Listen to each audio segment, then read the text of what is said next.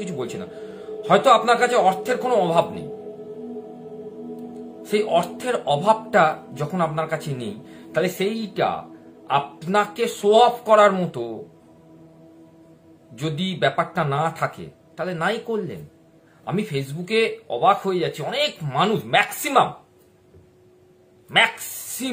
মানুষ একটা কাজকে কন্টিনিউ করে আসছে ভুল, আর সেই ভুলটা দেখে আমরা হাততালি দিচ্ছি।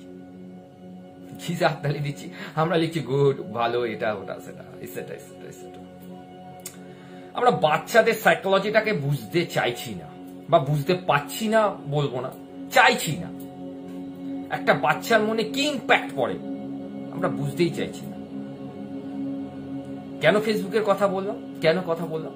ধরুন আপনি এমন একটা জায়গায় গেছেন, আপনার কাছে অর্থ আছে, সেটা ম্যাটার করছে না। আপনি এমন একটা জায়গায় গেছেন, আপনি জানেন ভালো করে যে এই জায়গায় পৌঁছাতে গেলে, মানে এই জায়গায় আমি গেলাম, সেই জায়গায় যদি আমার বাচ্চারা গেছে, বাচ্চাদের নিয়ে আপনি ছবি দিচ্ছেন, যে বাচ্চারা গেছে, বাচ্চারা এনজয় করছে, এইসব ছবিগুলো দিচ্ছেন। এবার আপনি একবারও এটাকে ভাবছেন না যে আপনার এই ইম্প্যাক্ট, এই যে ফেসবুকে ছবি দেওয়াটা, ওই বাচ্চাটার সঙ্গে, আপনার বাচ্চার সঙ্গে আপনার আর একটা বাচ্চার মনে কি এফেক্টটা পড়বে।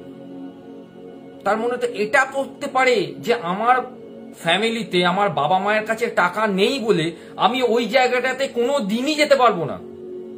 তাহলে আপনি আনফরচুনেটলি আপনার ফেসবুক থ্রু একটা বাচ্চাকে বুঝিয়ে দিচ্ছেন যে আপনি কতটা অহংকারী।